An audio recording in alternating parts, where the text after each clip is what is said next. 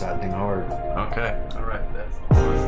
Our music is playing, but I'm gonna turn it down real slow. Dude, it's so slow. Doing it so fucking slow right now. What's up, dudes? Hey, can you hear me? What is up? I'm still turning the music down. Nice. What's up, ladies and gentlemen? We are back for episode 29. This is episode 29. Just making sure you... I did it in the wrong order. I pressed record after I tapered it down. Oh, did you? Yeah. Oh, damn it. Yeah. What about our screensaver too? Let's get it off of this. Well, alright, so again, what is up, ladies and gentlemen? We're back here, episode 29. We're crawling up to the 30s now. Yeah. Almost there. Yeah, we're just grinding on this, man. Just kind of having a good time, having some cool conversations. Food coma's about to hit me. Danny's in a food coma right now. I'm not. I just fucking spent time. I wasted time getting food takeout at the last minute, and I only had like 10 minutes to scarf down some food, and that's why half the reason we're late. So, but I still didn't get to eat all my food. I was like, all right, I gotta stop. Next time, I'm just gonna double check with you to see if you're eating or not, because yeah, we were like, we're gonna cook. Oh, damn. There. So next time for sure. Yeah. Like, yo. That'd have been cool. Yeah.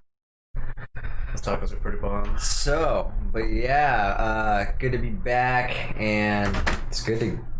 It feels good to get up to. It's like every 10 feels good. You know what I mean? Yeah. 20, 30, 40, 50.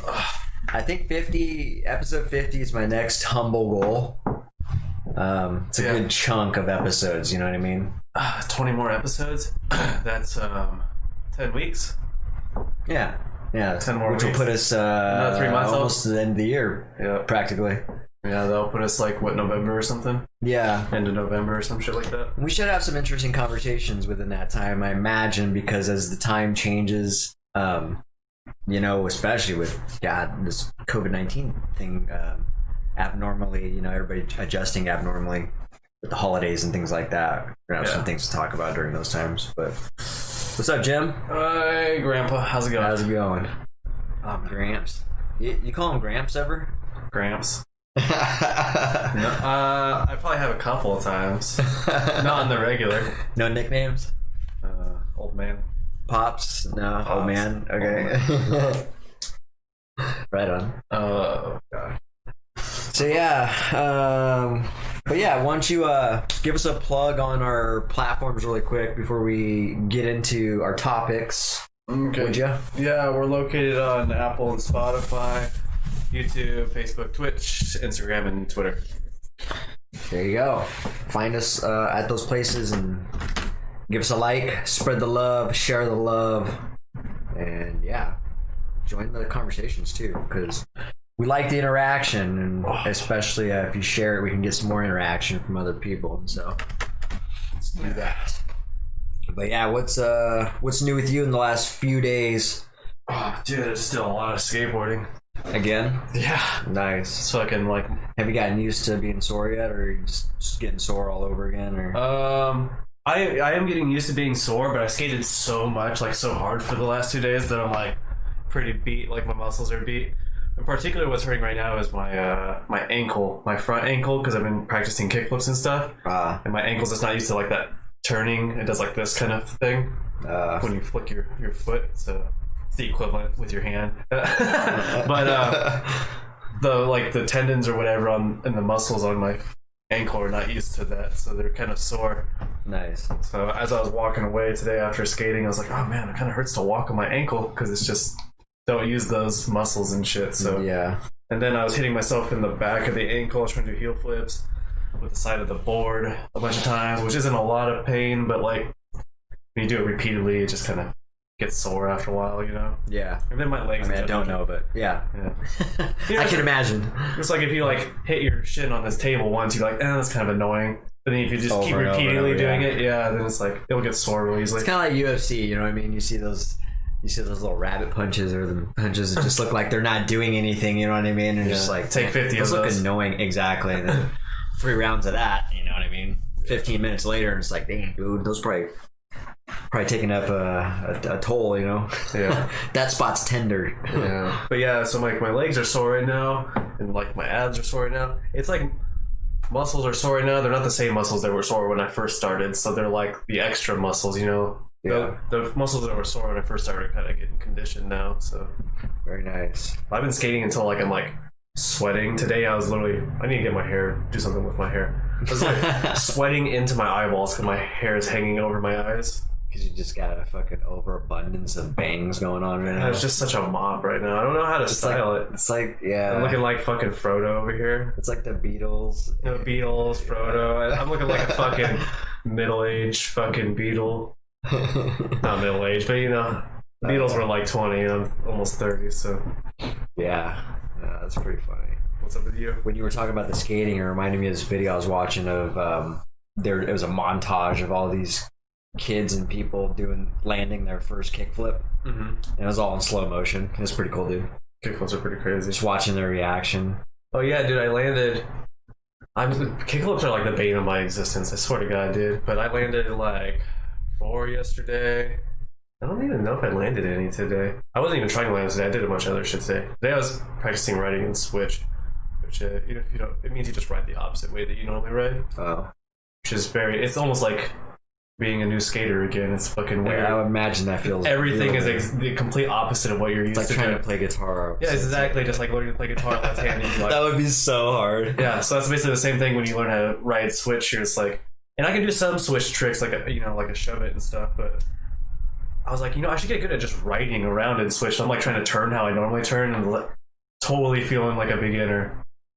But except for like I'm a beginner with the knowledge of how to do things, so Yeah. It's just not the as feeling. hard. The Yeah. feeling feels beginning. there's no muscle memory. Yeah, or yeah, anything, so it's exactly. like, this is weird.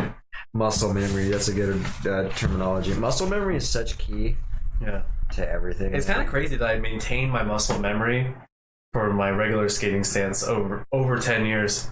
Yeah, That's amazing, honestly. it is amazing. Because I totally thought I was gonna be riding basically how I was today in Switch, just like, oh shit. But no, it's like riding a bike almost. Comfy, Yeah, nice. like just felt natural. So very weird, but very cool. There's some things you do, yeah, that just feel really natural. Riding a bike, obviously, that's why they use that analogy quite a bit. It's like riding a bike, because riding a bike is just one of those things where You just get on a bike, you're like, okay. just balance and then pedal. It's kind You of don't even- weird when you think about it because it's a struggle at first. You're trying to do two things at once. You're trying to balance and pedal. You keep Yeah. a momentum going and balancing. The weird thing is though, now when you get on a bike, you don't even think about balancing. You just get on and start pedaling because you already instinctively know how Exactly. to balance. And now I'm going to have to watch this from the beginning again because I'm getting ready to teach Malia without training wheels. I think she's behind. Most kids, already know by How now. old is she? She's 7. Okay, So I think she's I- due. I think I learned around 5 or 6. So Yeah. And so I have a bike. It's got training wheels, so I need to take the wheels off of it. And yeah, we need to hit the. Yeah, you teach her how to ride a School. bike. I'll teach her how to skateboard. But I'm gonna watch. That'd be cool. But I'm gonna watch all that from the beginning again, and I'm gonna Yeah. watch her trying to focus on balancing and keeping the momentum going. Mm-hmm. And it's terrifying at first. Yeah. Be sure to get her a helmet and some pads. What's weird is I don't remember riding a bike for the first time. Is that weird? That is kind of weird. And I spent a lot of time riding bike. Yeah. Oh yeah. You just automatically was like. Yeah, I don't even know how it happened. It's like, Wait, did I here's the just thing. come out of the womb riding a bike? Here's the thing. I had to really think on it. So like the first couple of weeks I've been skating. I've been skating for like 3 or 4 weeks now. But the first couple of weeks, 2 or 3 weeks, I couldn't remember how I started skating. Oh really? And I was like, I don't remember it ever being like difficult, but like the balancing aspect and stuff. But then I remembered that I went back to Aberdeen when I was like 12 or 13, and all my friends were skating there, and I wasn't able to really skate. And they were skating, and then I came back, and I think Tim taught me actually. Oh really? Now that I remember, I think Tim taught me like the basics. You know what I mean? Like here's how you ride your board. I think I distinctly remember him teaching me how to ollie in the grass, or in the dirt by the bus shed right by the fire station. Yeah. in Limerick. I think I remember that now. So, That's so weird though how but I was young. I was like 13. You know what I mean? So yeah, that's weird how some of those you would think that you would remember that. That's something you wouldn't forget. It's such a, impactful moment. yeah, it took me a while to remember that one. I remember learning to ride a bike, but for some reason the skateboard just like left me. That's crazy. Yeah, and right now, like I said, I don't remember riding a bike for the first time. Yeah. As far back as I can think is back in Yakima when I'm 8, 9, riding a bike. And I mean, back then you didn't have any brakes, and so you used your foot to use the back of the tire to stop. You didn't have any brakes? Nah, most kids didn't have brakes back then, man. Almost every kid would use the back of their foot. You know what I'm talking about? Yeah. Where they put their foot on the back and Yeah. you'd get that little groove in your Okay, shoe sole of the shape of a tire. I'm thinking I'd always put like my toe on the. I've never seen that. Usually you just put your heel right on it. Okay. So the tire just literally goes right on the heel and just Yeah. put your foot around it. But yeah, that was kind of the go-to brake for kids back in the day when I was growing up. That reminds me of skateboarding. You're bombing a hill and you put your back foot off the edge of the board on the ground, Oh yeah. and then you basically the ball or like the toe of your foot on the bottom side on the sole of your shoe will just gets Dragging worn it. down Yeah. over time, and you have like this weird slope on your shoe from riding down hills all the time. Yeah, it's the same thing. But yeah, it's so weird. I'm sitting here thinking about them. Like, I don't remember. I remember just all of a sudden just riding a bike. That's fucking weird. Yeah. And like bombing some hills too. Or just one hill, Nob Hill. The Nob Hill Bridge. That was the only hill in Yakima. Yeah. But yeah, so yeah, that's cool. I'll let you know. I'll give you guys some updates on how Malia does with the bicycle training, because that's going to be coming up here pretty shortly before we run out of some nice days. Yeah. I feel like Definitely. the weather's playing tricks on us. So give us a week of some nice sun, and we just get 3 days of rain, and then some more sun for a couple weeks, and 3 days of rain. that's gonna happen probably for another month, and then we're gonna get a lot of rain and coldness. I think. Kind of a shitty summer, dude.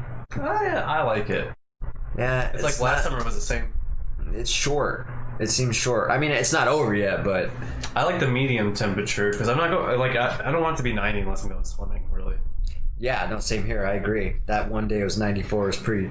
It's true. We got to 97 or whatever that one day. Did I thought it was 94. Either way, it's too hot, and it's not fun to work in or just be in. For just me, in the vehicle, it's just so hot. If you got black interior as well, it just sucks to be in the vehicle. Yeah, but yeah, we should get Malia a little skateboard. That'd be cool. Yeah, Heather's gonna get a skateboard, so I'm sure she'll come with us. You know.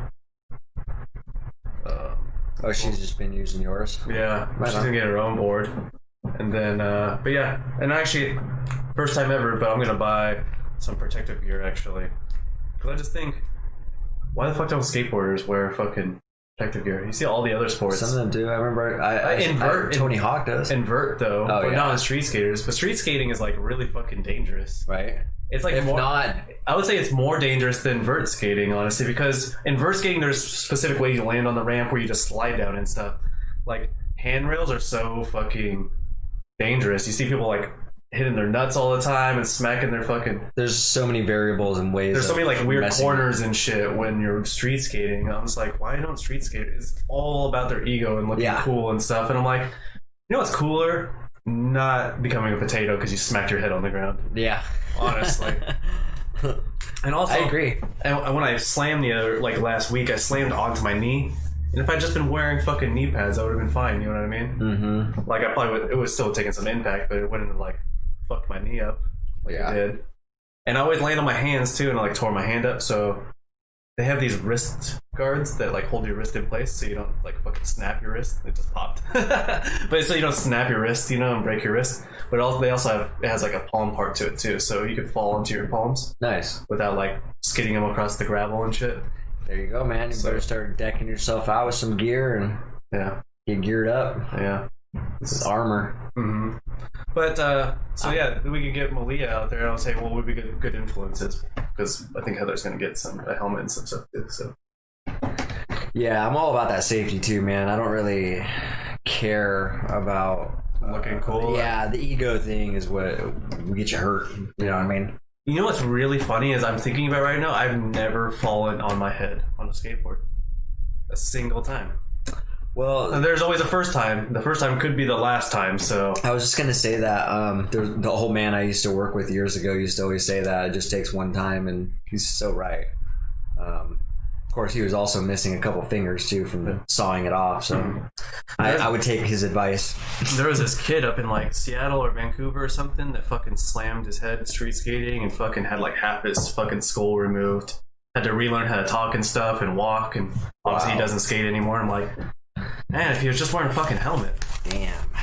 Yeah, that's scary. That's sad because I mean, it's very sad. His life is ruined over something that he enjoyed doing. It sucks. And he also probably could have prevented it by wearing a helmet, or at least wouldn't have the level of damage that he had. You know what I mean? Yeah. The the sad thing about that is that, I mean, we all know the risks that they're taking. Mm-hmm. They know the risk. Yeah. It's just one of those things, man. It's like, I mean, you love doing it.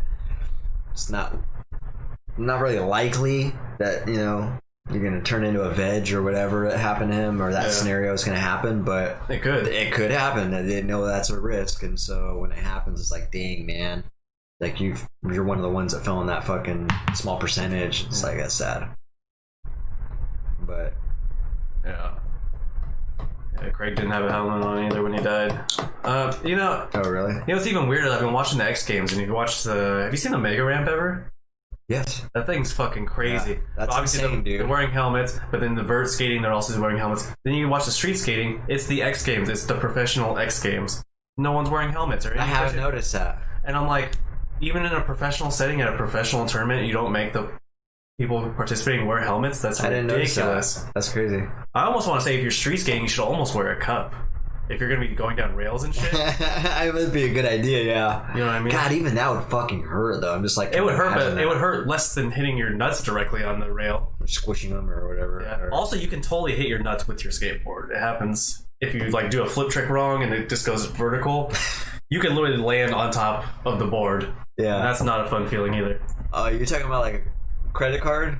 Yeah, basically. Well, credit card's more like in your ass. But But like I'm talking about like a taint.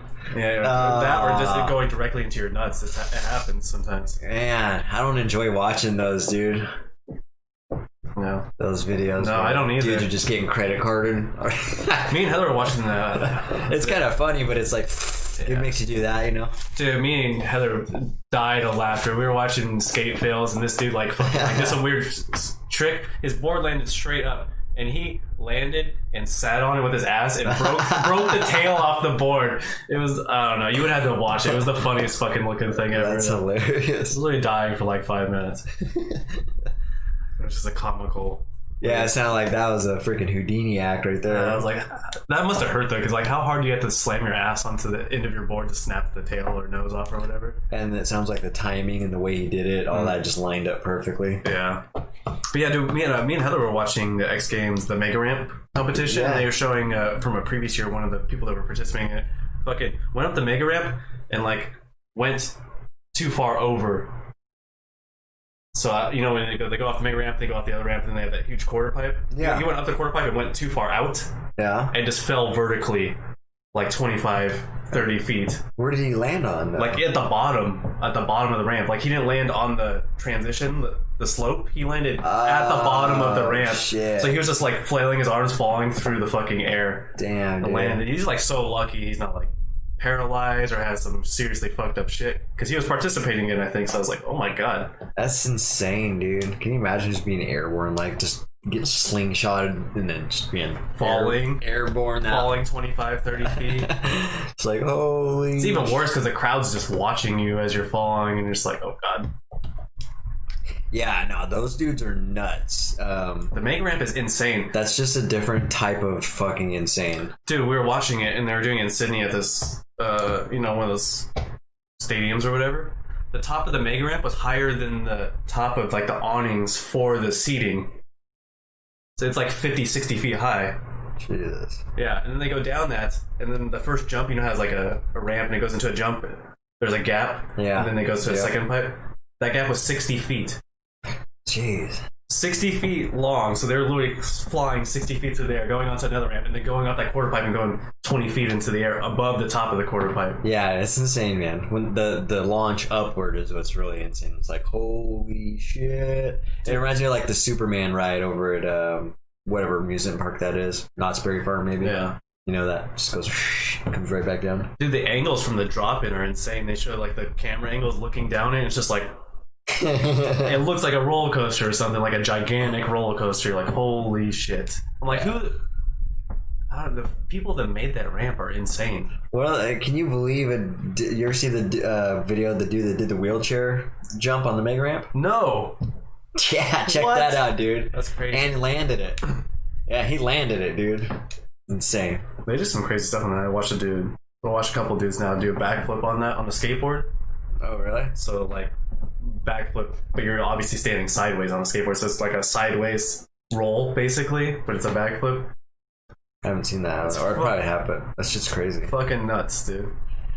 The talent has drastically gotten better. You notice, like with everything. If you think about That's just how it is, sports, because they all push each other and keep trying to one up each other over time. So yeah. I mean, if you go back and think of all these sports, I mean, every single one of them: basketball, football, tennis.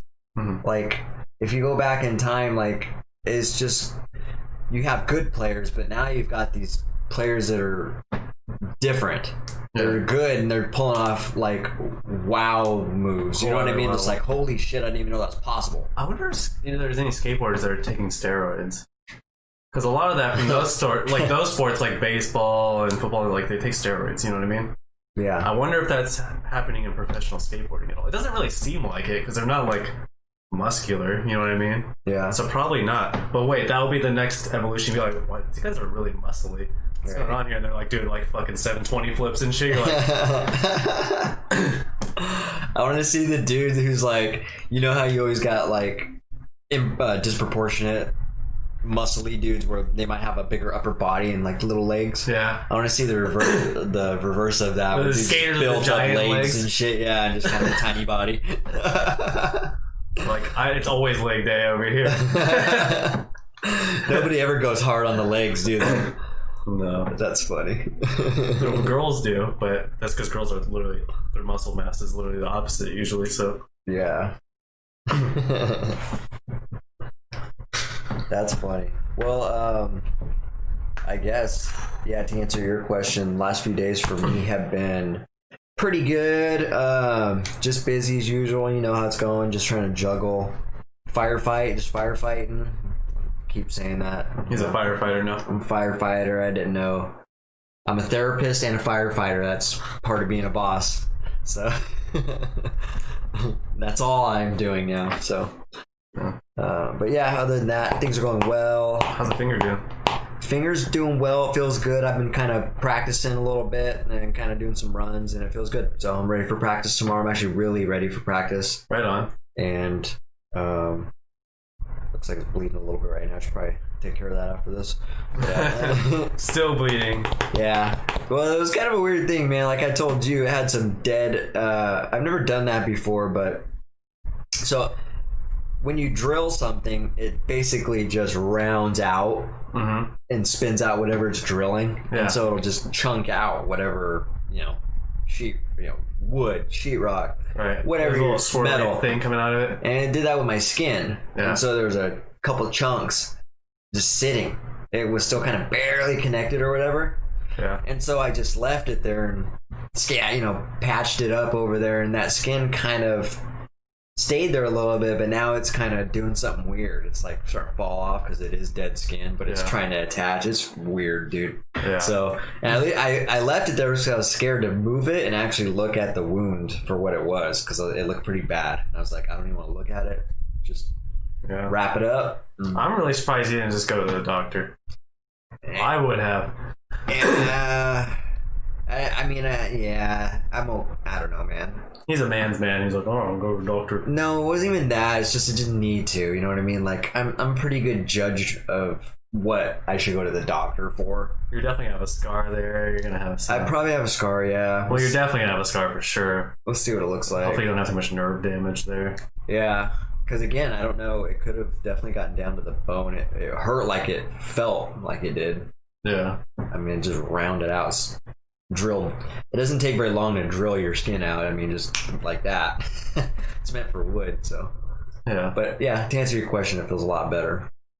Yeah. I learned my lesson. Don't work without gloves. Learn from me. Yeah. But so you're learning about protective gear. I'm getting protective gear. Exactly, dude. Be safe, people. It's better to be safe. And to be honest, dude, like when I first started doing construction and let's be honest, when I was growing up, I was posturing a lot of masculinity. I think a lot of men, young men especially, go through that period of time. Yeah. If they ever do go through it, at least a period of time. But like early on when I did carpentry, there were things I didn't know that were proper to do and safe to do, and then there were things that I didn't want to do because I was just like, I don't need that. Posturing and ego, right? Like knee pads. I didn't wear knee pads when I was doing low groundwork, building decks or something, and I'm on my knees for hours. My knees are just, I'm on the hard ground or whatever, rocks, and I'm just like, Jesus Christ. And finally, after a couple years of that, I was like, I think I'm going to give me some knee pads. Got me some knee pads and never stopped, 12 years later, I'm still wearing knee pads. It's like something I would never, anytime I ever know I'm going to get on the ground for something, I'm getting knee pads. And so that's just how I am, man. Just like anything to preserve. It's not just about safety. It's just preserving your machine of a body. Yeah, because you'll wear your body down. Yeah, this is the preserving the wear and the amount of wear and tear that you're putting on your body. Is kind of how I think about it. Yeah. Well, me and Heather were just talking. Her mom were just talking about Jackass. Yeah. This guy's literally just destroying their body. I was like, Johnny Knoxville. I heard Johnny Knoxville be like, dude, my body hurts all the time. I bet. Still, you know what I mean? Even when he's not doing anything, it's just like. Well, they've definitely probably put them. they did some extreme shit. You know what I mean? Like high speed, high flying, high risk type shit. So if you hurt yourself, you're gonna hurt yourself bad. Yeah. And so when you do that to your body, those are residual. I've done it. I've done things like that to my body, and it's just reoccurring pain and something you got to deal with, and it gets worse with age, unfortunately, too. Yeah. Johnny Knoxville as an old man's gonna be like, what is he? He's like 40s now, I think. I don't think he's 50 yet, but I think he's in his 40s. So yeah, imagine me. He's looking old too, man. Yeah. You know what I mean? Like the last time I seen him in movies and stuff, he's looking pretty old. Yeah. I think he was one of the older guys in the original Punch anyway, though. Yeah, I think you're right. So that was a good show when it came out. It definitely lost its spark though after a while. Yeah, they got too extreme and too gross. Yeah, I wasn't down with the gross shit. You know, I was sticking a freaking a tube in his ass and putting water in it and that type of shit. I'm like, I'm good, man. I don't want to watch it. Yeah, they put Steve on remember they put Steve on the porta potty. They put Steve on a porta potty, and you know those like the slingshot rides at fairs where it slings him up in the air. And he was in a porta potty like that. I don't remember that. And he was like, they had the camera inside of it, and it was like showing like the. And you use porta potty, I imagine, with shit in it. Yeah, but it also has like that blue liquid or whatever that they have in there. So he was just covered in that, dude. And I was just like, oh my god. First of all, that'd be terrifying. Second of all, that's disgusting. Imagine being the guys who are running that operation. They're, you know what I mean? Like you work for this slingshot company or whatever. Normally you're getting set up for, the fair, the local fair's coming up. You know what I mean? Like, yeah, we're getting geared up for this season. All right, you get that call like, hey, Steve-O, hey, we got a gig for you. Go ahead and cancel your upcoming plans for the fair. Yeah, this is big. Steve-O wants to get slingshotted. Instead of that ball, we're gonna remove that, attach it to this porta potty, and slingshot Steve-O after it's filled with shit for about a couple weeks. Like who puts this together? Like, are we serious right now? Like, I'm being pranked, right? Who's taking that call and who organizes all this? Dude, the worst part about that is like it would go up, and then when it came down, at the base, everyone's standing around the base like in a circle. And in the middle, the water and shit is just splatting on the ground as it keeps going up and down. They're like, "Aw." Oh man, the worst, dude. Steve-O, I gotta revisit that because I mean, again, there was some funny shit on there. It was just the disgusting, and although that kind of is a little disgusting, it's still funny. I think I've seen the last one in the theaters. Oh really? I think so. So there's Jackass 2 then. 3. Oh, was there 3? Yeah.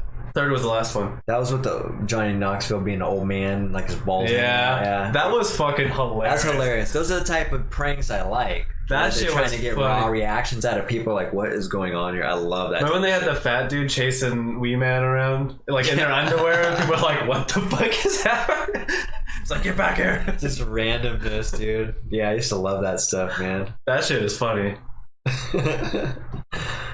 Yeah, if they would have just kept that going for, I mean, of course that has a shelf life too. Like I said, I can't imagine them doing 10 years of that.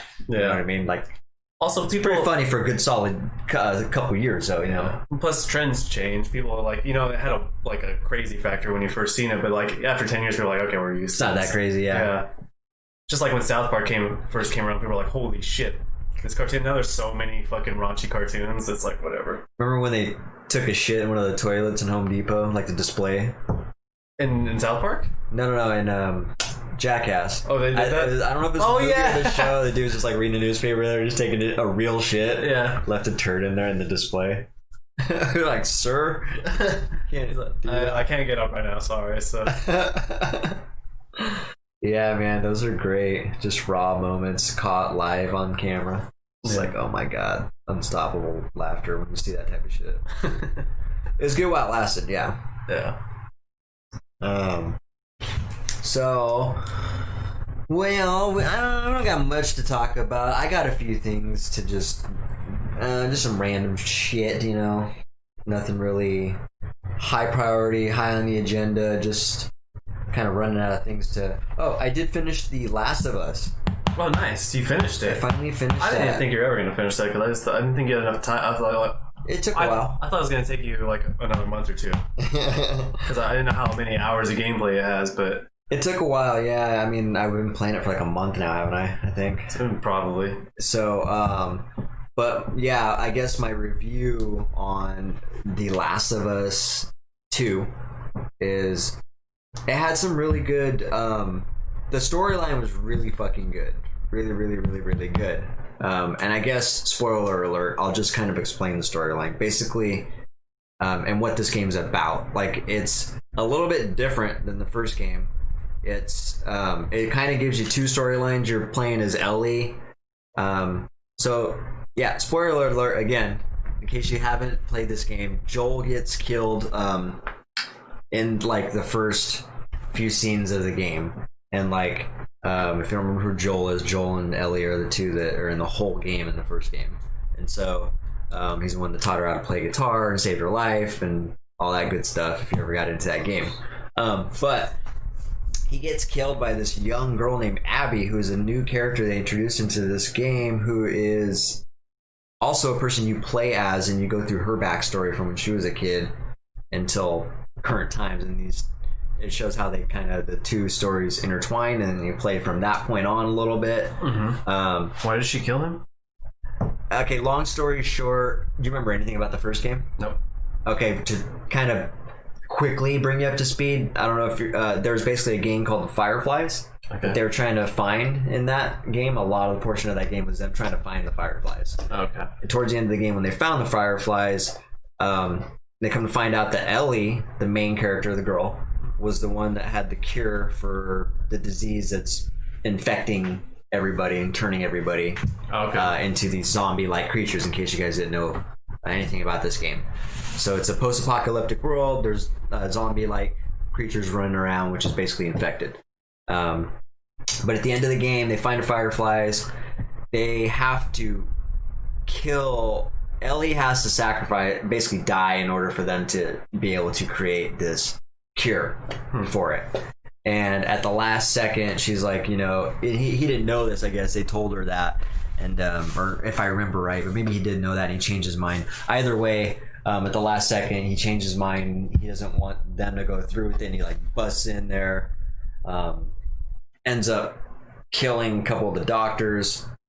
And I don't know if that was her dad or somewhere along the line, when Joel was busting his way out with Ellie saving her life from being killed, he killed her dad.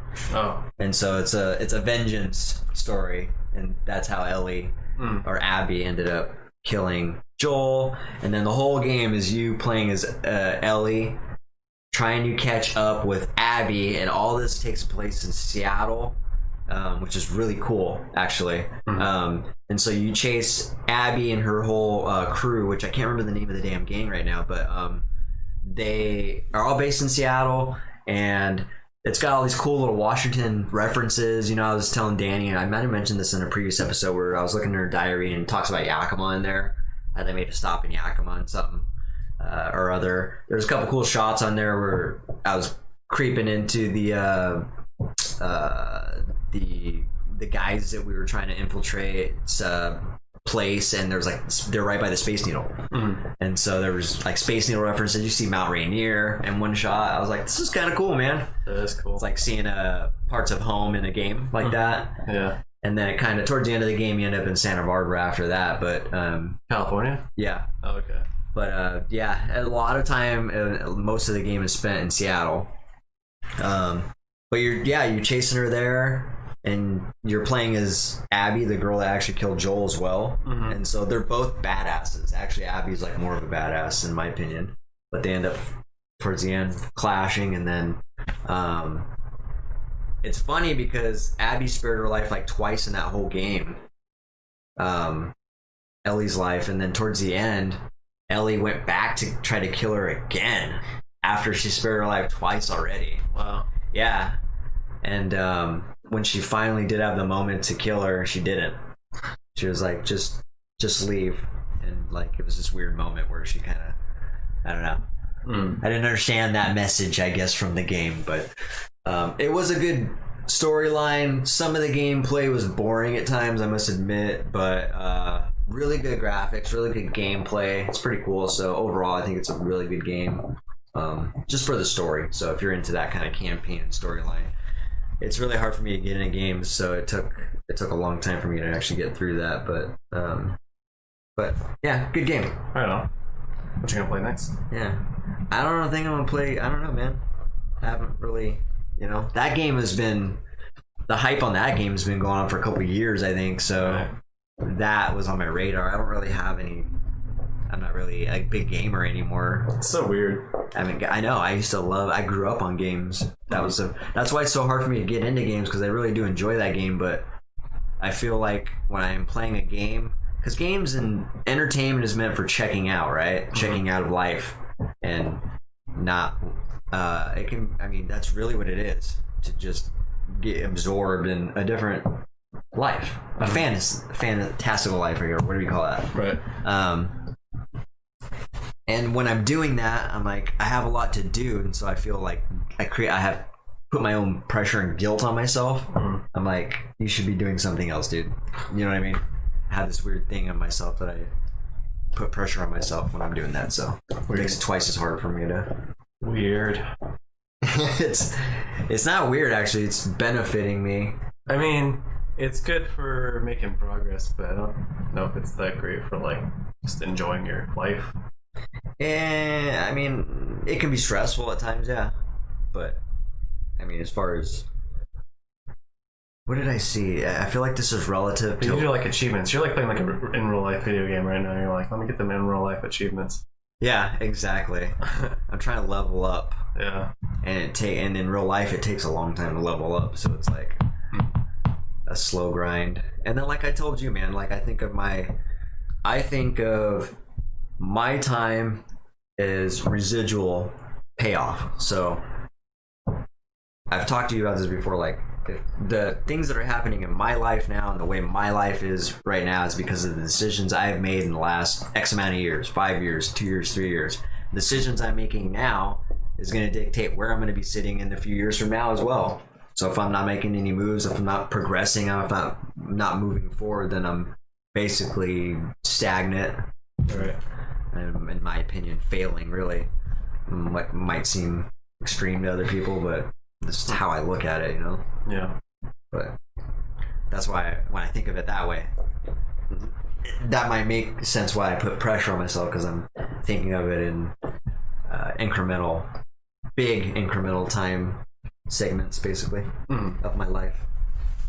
This is my life, man. Dude, so let's talk about some of these things. I don't even think none of these are really important, but it's kind of funny. So those people that like, you ever see these posts? I know you have. I've seen a ton of them. So if I've seen a ton of them, you've definitely seen one of them. The friends that are like, you'll see this post. If you don't agree with this and such and such and such, then just unfriend me now. Oh god. You know what I'm talking about? Mm-hmm. How annoying is that? Every time I see that, I'm just like, you guys are so.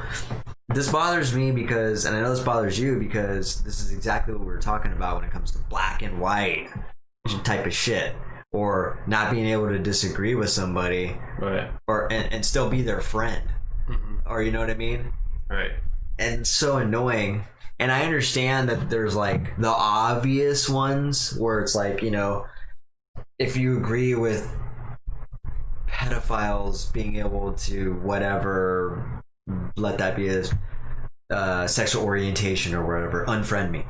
Or, some kind of extreme obvious, like, okay, like obvious, nobody agrees with that, so yeah. But then if it's gone to that point, it's like you shouldn't even have to put that post out there, right? You know what I mean? Yeah. Nobody's really agreeing with that. So. Exactly. Why? What is the point of a statement like that? Because there are statements like that too. You know what I mean? Mm-hmm. That was just an example, but you know what I mean. I think it's more of just a selfish statement. Wouldn't it be? It seems like, yeah. Just like, this is what I stand for, not really like I'm making this statement. It's like, I just want everybody to know. Here's the question I have: why are you making a fucking Facebook post in the first place? It's fucking Facebook. Shut up. Yeah. So who cares? Some people, a lot of people care what other people think. That's the thing, man. It's so annoying. Yeah, it is annoying. Sometimes I'll honestly catch myself falling back into that too, though. I can't even like browse through Facebook anymore. I just don't care. I'll start browsing through Facebook. I might see like one funny thing. I'll be like, oh, that's cool. But besides, I'll like browse for like literally less than 20 seconds. I'm like, what am I even doing here? And I'll just leave. I'm like, this is stupid. Yeah, it's easy to kind of get lost in the scrolling, but it is. Yeah, you could quickly find out. It's like, wow, what am I doing? This is a waste of time. Yeah, that's pretty. All you gotta do is just stop for a little bit, and then when you go back, you're like, this is not even. I don't know why I was addicted to this because this is just stupid. It's just a screen, man. Mm-hmm. There's a small natural addiction to staring at a screen. There are so many other things I can do on a screen that are so much more fulfilling than scrolling through Facebook. You know? Yeah. Like I'd much rather be wasting time on YouTube because at least you can get content that's catered to what you actually want to see. You know? So yeah. It's just it's one of it's like advertising. Mm-hmm. Advertising is meant to kind of invade your view and get in front of you in one way and then incept your mind. And that's kind of what Facebook is. It's so easily available, so when you see it, it's easily scrollable, like you can just get sucked into it. So I don't even check my notifications outside anymore. Yeah, I don't care. You got like 200 unread messages. No, but I have like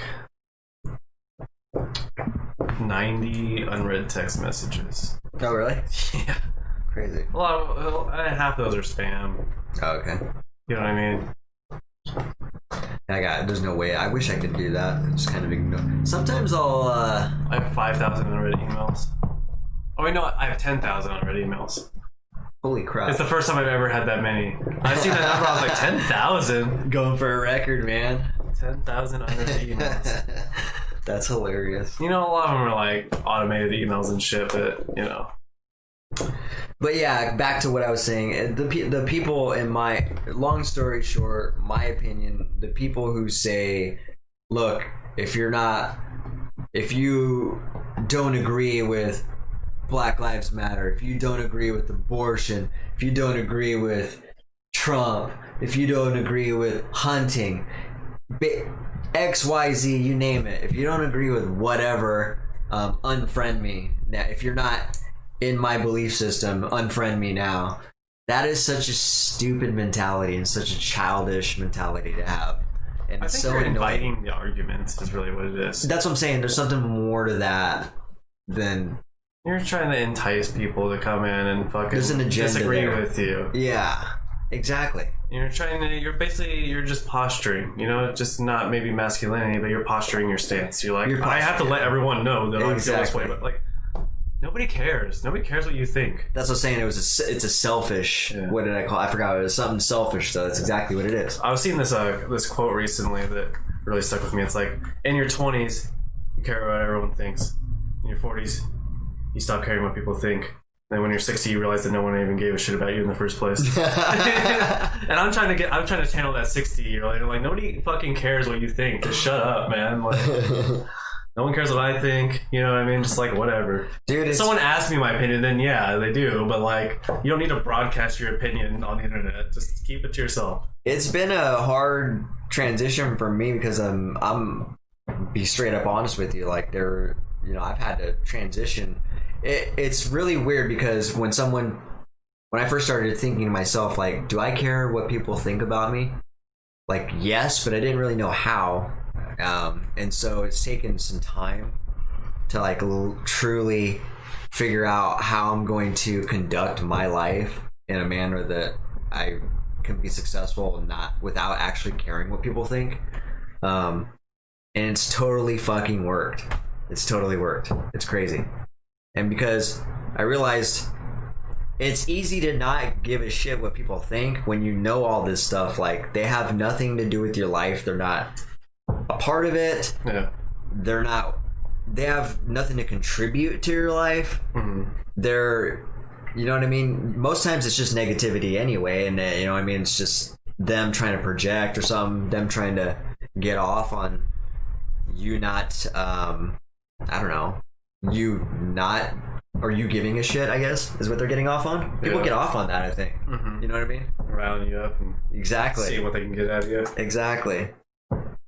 And so So when that's another control thing. They have a little bit of a power over you if they can get a reaction out of you. You know what I mean? so you can imagine how empowering it is when that just doesn't bother you. You know what I mean? Yeah. Like, or at least you react to things differently. Yeah. You know what I mean? There's like, because you're gonna react to something, but how you react to something is the key to it. Yeah, I used to try to like conform to being like normal. You know what I mean? But like I kind of just embraced being kind of weird. In a sense, like, you know what I mean? So like when people are like, "You're weird," I'm like, "Yeah, a little bit, yeah." You know? Like fuck it, dude. Like stop caring.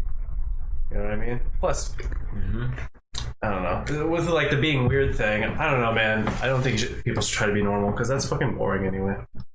Yeah, That's a side tangent, but you know what I mean. Just be yourself and don't care what people think, or like don't give it a ton of energy. You know what I mean? yeah. Maybe like consider it for a second. Be like, should I care about what they think? Most of the time, the answer is no. Every once in a while, the answer is yes. You know what I mean? Sometimes you do need to care what people think. There's certain, you need to know, you need to be aware of when there's some things that you should care what people think. Dressing up and going to appointments like I did today. Or yeah, Obviously, interview or something. I'm not going to be wearing my fucking metalhead gear to an appointment or my pajamas or something, you know, and truly not give a fuck. Yeah, don't dress like me right now and go to a job interview. I'm getting the job, you know? Yeah, I'm not going to truly not give a fuck because then that displays that you... So in it, you have to understand where that works in a setting. So like if I'm going to do a job for somebody, maybe me displaying that I don't give a fuck is not the best thing because they might think that, hey, if he doesn't give a fuck, he might not give a fuck about my job. I guess the thing actually is you just don't care about people's negative viewpoints. Yes, and that can still be portrayed. That's actually just kind of, it's less about caring what people think. It's more about you're just not going to entertain negativity is really what it is. Yeah. You're like, I don't got time to put any energy into your negativity. Yeah. I'm not going to bring in the negativity and be negative myself. I got Or shit not to even do. that, or even if there's no negativity going on, you're like, I'm just not going to entertain anything that's not productive. Like, we're just not getting anywhere with this. You know what I mean? I want to entertain something that's going to move the envelope forward. Yeah. You know? Yeah, I guess those are both kind of good angles. Yeah. So, But yeah, you should obviously care if, like, you know, your friends like you, if you want them to be your friends, you know what I mean? If you're like, I don't give a fuck what you think, I'm just gonna be an asshole, then, you know, you're gonna be kind of screwed. Yeah, no, you gotta be respectable. Yeah. And that goes back to being, that's disrespectful to say, if you don't believe this belief system, then unfriend me. That's just flat out disrespectful. Like, and that's a shitty friend. Like, we were never friends to begin with then. Yeah. Also, are you just trying to give yourself like an echo chamber? You just want to hear your same opinion from everyone? You don't want to hear anything differing from what you believe? Yes, exactly. Who fucking wants that? What kind You of don't life wanna- is that where everybody agrees with you? You only want to have a conversation with people that agree with you and you don't want to hear anything else. Like, where's the growth in that? Yeah. You know? You can't hear any differing opinions? Jesus. Gonna hurt your fucking feelers, man. Trust me, I love having conversations with people who don't have the same belief system as me or do things that I don't do or whatever. Like, I enjoy those conversations. I have those conversations more often than people I have a lot of shit in common with. You know what I mean? So Yeah. it wouldn't even make sense for me to... If I said that, I would be saying that all day. You know what I mean? Yeah. Unfriend me all day. I think me and you, fortunately, agree on a lot of things. But yeah, most people don't think like us, though. But even if we didn't, there's things me and you don't agree on. That is true. We're not going to be like, unfriend me right now. I Yeah. can't do this podcast with you, dude. Yeah, because I have more of like, I like to relax and kind of chill out, and you're much more of a productive person. You know? Yeah. So those are totally differing traits that we have. Yeah. And if we just can't see eye to eye on that, we might have to just. You're like, I know it doesn't affect me at all, but I need you to be more productive for no fucking reason because I just don't agree with you doing nothing just because you want to. Who fucking does that? Yeah, it just sounds silly. Yeah. It's very childish. I'd be like, what are you talking about? It's not even affecting you. And I guess I should pay attention because probably every time I've ever seen that, I imagine it's coming from someone who's very young and naive and probably still learning. Oh, this Facebook post? Yeah. I guess I should pay attention to that. But I have seen it a few times and it's just silly to me. I'm like, wow, man, that's like the black and white thinkers right there. What we're talking about right there. They're just making it clear as day. Yeah. Why'd you say communism, Grandpa? I don't understand. You know, communism is like one of those things that sounds good on paper. So, what was Jim saying? He says you have to be happy inside before you have people that really care about you. I don't think that's true. Not what you believe. So wait, let me read that. You have to be happy inside, yes, before you have people that really care about you. That's not true. You can be sad and have people that care about you. Yeah, that's true, I guess. So I disagree unless I'm misinterpreting what you're saying or it was said incorrectly or something. So. I think you guys are going to have to unfriend each other if you can't agree on this. Yeah. All right. No longer my grandpa. I'm accepting new grandpa applications. Oh, man. You got to be at least 50. That's really young, but this is, I just wonder... God, how is this? There's just so much unintelligent. We've talked about emotionally unintelligent. Unintelligence, there's layers. You got me thinking about this afterwards. There's layers of this. Social unintelligence? Yes, he goes, social unintelligence. Grandpa's going hard. He's like, fucking unfriend me then. He's like, I bet you won't. But yeah, social unintelligence. Yeah. God, man, that is a matter of fact. There's so many different levels of unintelligence. Because you got intellectual unintelligence. You have like street smarts, social unintelligence, emotional intelligence. You know, it's like. Yeah. There's a. God, I gotta deal with this a lot. I'm talking about social unintelligence. I guess this is kind of ties into one of my rants, but basically, I got a job that. The manufacturer's been holding me up on product and they're threatening on canceling, right? Right. And so their way of letting me know, by the way, to get a little history here, they called me and asked me to call them back. Or no, I told them I'd give them a call and give them an update. And I did that. I called them. They didn't answer. I left them a voicemail saying, hey, looks like we're not going to get product this week, but we're going to get it the following week. So we're probably going to end up doing it this week. And that's actually this next week we're talking about. Well, that was the last time we had a communication, right? All of a sudden I get a notification on the Precision page with it's him, and he's sitting there saying, hey, Ben, you might want to let all your customers know the truth about the wait. It's actually much longer than what you said. I wonder how many other people are getting screwed and waiting, blah, blah, blah, blah, blah, blah, blah. Like just talking shit, right? And they're like, we actually want a refund. And if we don't get it, we're going to proceed a different route. I was like, what the hell? Like, I haven't even talked to them. That's their way of telling me they want to cancel. So they're super passive, right? I called them up and I was like, I left a message with you guys letting you know the timeline. And they're like, yeah, no, you left a message saying you'd call back. And I was like, nah, I don't think I said that. I think I just kind of laid out the timeline on the voicemail. So I didn't think I needed a call back because the timeline was laid out. And so unless it's past that timeline, I probably didn't need a call back. Yeah. And she's in the background, like I'm talking to him, and his wife's in the background, the one that's socially unintelligent is why I brought this up. She's in the background just yapping away like, no, you said this. She's like kind of pissed, and when people get pissed, they get even more socially unintelligent. And so she's just like, you did leave a message, but you didn't tell us this and that, and we're kind of just going back and forth bantering and stuff. And she's giving me a pep speech on customer service and stuff like that. I'm like, lady, I'm like, I have plenty of good reviews. Why am I having this one problem with you guys? But here's the thing, though, is the social unintelligence. Well, it's also emotional intelligence because yes, the reason is for that is because when you get angry, you definitely get more stupid. Yeah. It's a fact. Yeah. Nobody thinks straight when they're God, I didn't even think of that. So it's compounding issues. She was already socially unintelligent, and now we compounded the issue. Well, her with emotions emotional- aren't allowing her to be socially intelligent because her emotions are getting the best of her. So, but what if she was already socially unintelligent? This is a compounding issue now. that's when you get people like screaming in the supermarket and shit. And that's where I think she's going. Like, I don't see her far from that. You know what I mean? Yeah. And then, like, I'm giving her timeline. Like, I'm like, okay, again, I think we're gonna be over there Tuesday or Wednesday, and she's like in the background. Now, for sure, right? This is no maybe, and this is for sure, right? And you're like yes, like I don't know what else to do. So, but it's socially unintelligent because I'm dealing with the same scenario with multiple other jobs I've sold, and a lot of them are very easygoing, and they're like, yeah, no problem, just let us know. I'm updating them, but they're just getting she's just angry, and so she's kind of being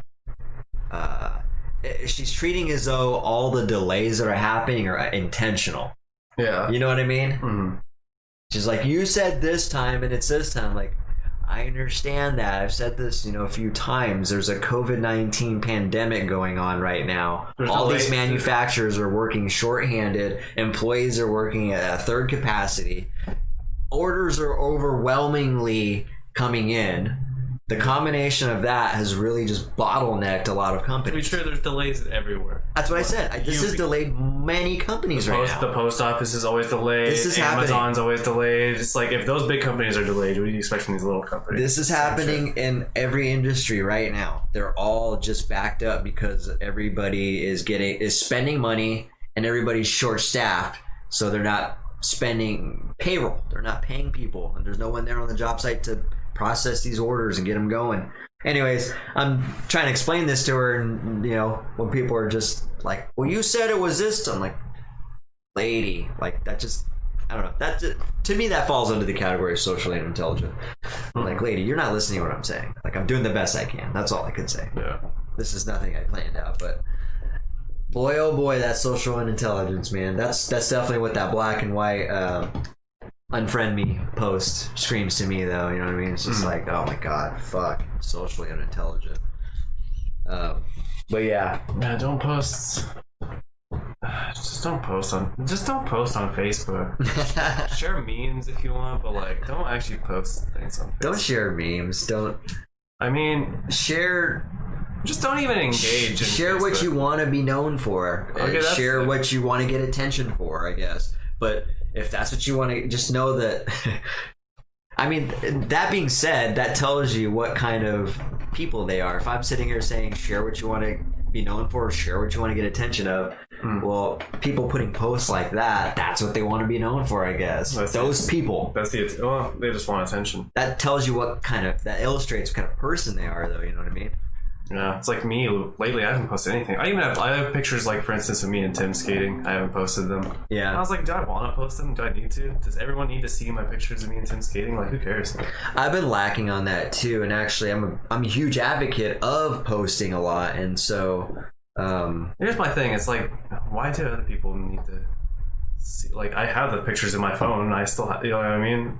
It's like, why do I need? I'm just thinking, like, why do I need to share it? Well, you never need to. I don't know, but like, I don't know. Why would you want? What would you gain from that? They're kind of interesting. Remember I was telling you I was like wearing my clothing all stupidly so I have some pictures like that where it just looked goofy. And then obviously like it was mine and Tim's last time skating before he moved, so yeah, it's kind of cool. But to answer your question more specifically, why would you need to? You wouldn't need to. So there's another question to be asked there. It's not why would you.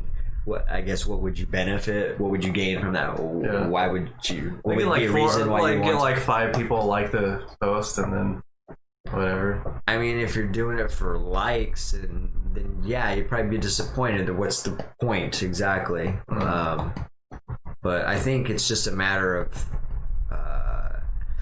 it's like advertising.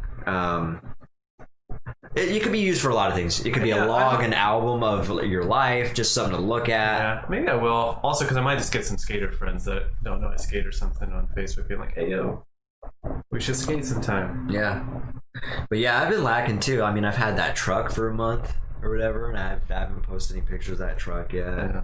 There's been a couple other things I haven't posted. I hardly ever post pictures of my business on my personal page. Try to do that, but I don't know. It's something that I'm a huge believer in. I think the live videos are really good too because it helps develop. Helps you get uncomfortable. Yeah. Nobody likes that shit, and so I think I'm a firm believer if you do that. It's kind of like a live feed. Nobody really. It's pretty uncomfortable for a lot of people. I think for the average person or for someone who's just not used to it, it's just something you got to get used to. But I think it's really beneficial for a person. Yeah. Especially if you get into a situation where you might actually be offered money to do something in relation to something that you're good at. You know, I don't know. You just never know. It's always good to put yourself out there for opportunities, though. I think. Yeah, I've just been just only like making content. I guess it's the only things you see from me online. I don't share memes or anything anymore. Just like of selfies. It's like whatever. Well, those are irrelevant, man. Content is substantial. That's what you want to be doing. Yeah, I've been doing this. I was doing my art. I haven't done art in a while, but I'm gonna get back into it soon. I mean, next quarter in college I have drawing class, so I'm gonna have to be doing some art. Anyways, I've been doing painting, but the thing I'm doing is I'm doing paintings like tutorials and like pick up other people's pictures, and I don't really want to post those as like my original painting artwork. You know what I mean? Yeah. If I'm gonna do a painting of like a landscape, I'm gonna go take a picture of a landscape and then paint it and then post that as my own original work. You know what I mean? Nice. That's a good idea. Because then that will actually be mine. Like your shot, your scenario. Yeah. And there might be something that I see in real life that the picture didn't pick up, and I'm like, I want to emphasize that. You know, like the lighting was just like this, and the camera didn't get it right. You're like, look at the moon. You're like, wow, that looks amazing. You take a picture, and like that picture is not captured. Yeah. So you can kind of get that in your painting. Justice. You know what I mean? So yeah. So I think something like that. But yeah, I've been doing that. Streaming video games. I just started doing that. It's content. More content. Yeah. Nice. What game? Ooh, I've been playing a few games. So I played League, obviously. What else have I been streaming? I streamed a little bit of Dota. So they're basically the same game, just different companies. And then Terraria. Terraria, huh? Yeah, Terraria is pretty cool. It's like Minecraft and stuff where it's 2D and it has a lot more like depth to it. Okay. It's pretty cool. Sounds like a cool name. Yeah, it's pretty fun. So you start in this like 2D world and you dig down into like these mines and you get all this stuff and you like get your character better gear and stuff, and there's like boss battles and shit you can do in it. So right on. It's pretty cool. Nice.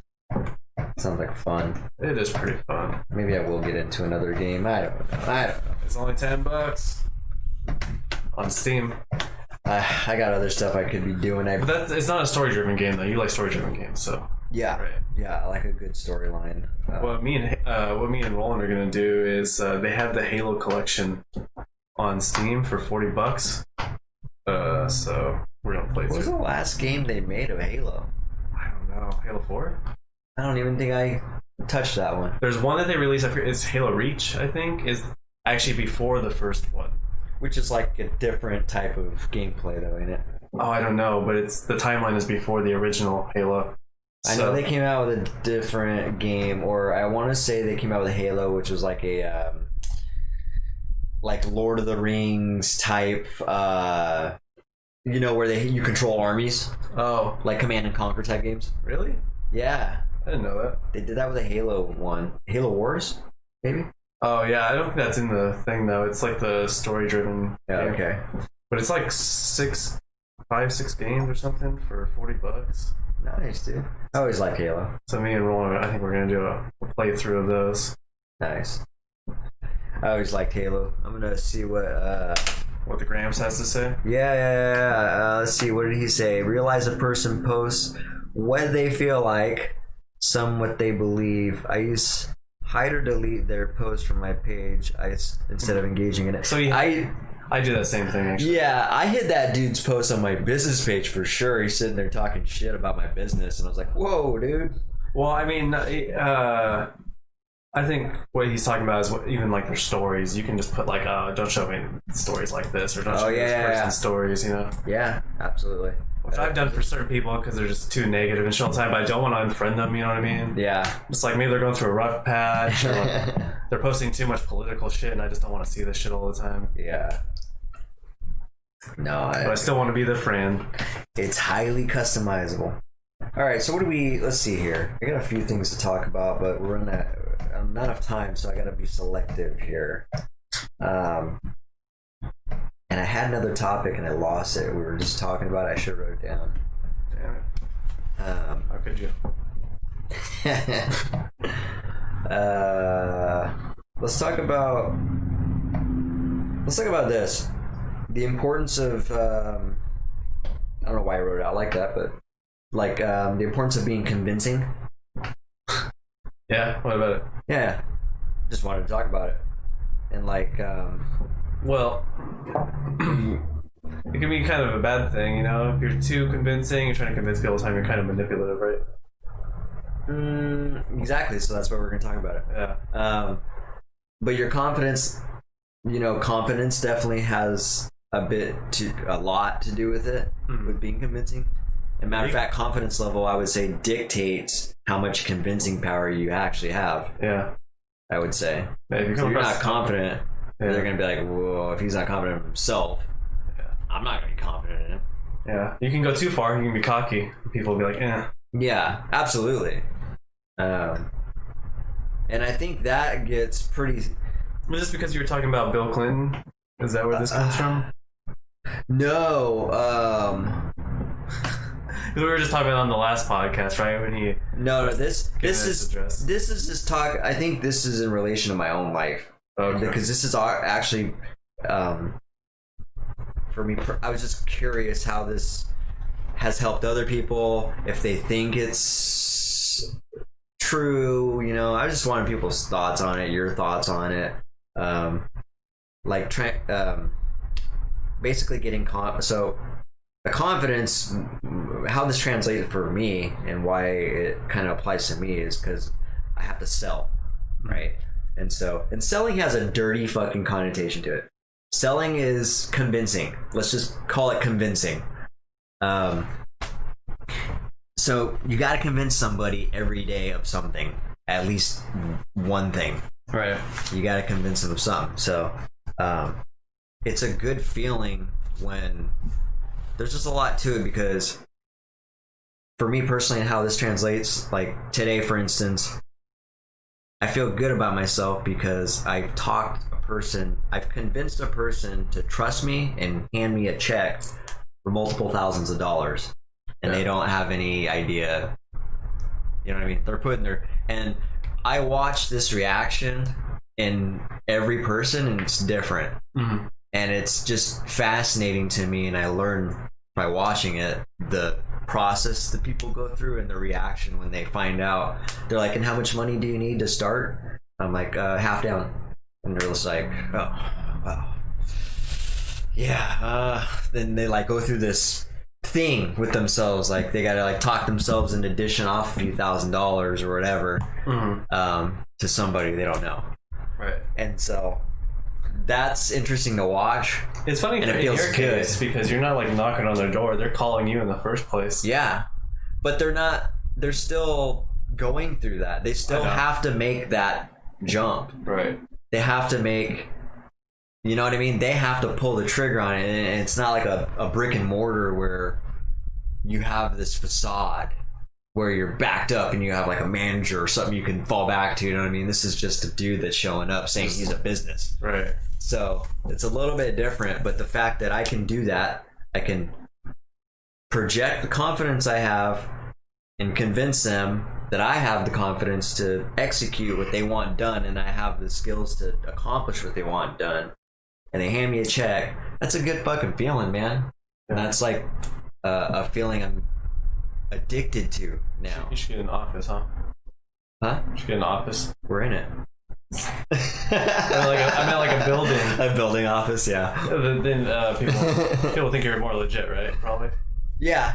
If you could afford one, like if you're like, not really, because everyone meet up at the office today. You can have like a bunch of trucks lined up for your employees. And shit. Yes, the office setting would benefit my business more than it would consumer facade. If that's what I thought that's what you were talking. Well, I'm saying you'd also be able to put like an address on your website and stuff, like, hey, you can come to our location here. You know what I mean? So have give home displays and stuff. give it more of a validity. People will be like, oh, I can track that person down instead of you just like show up there. I was like, give me money, and then you just disappeared. Like, where's he even at? Where did he go?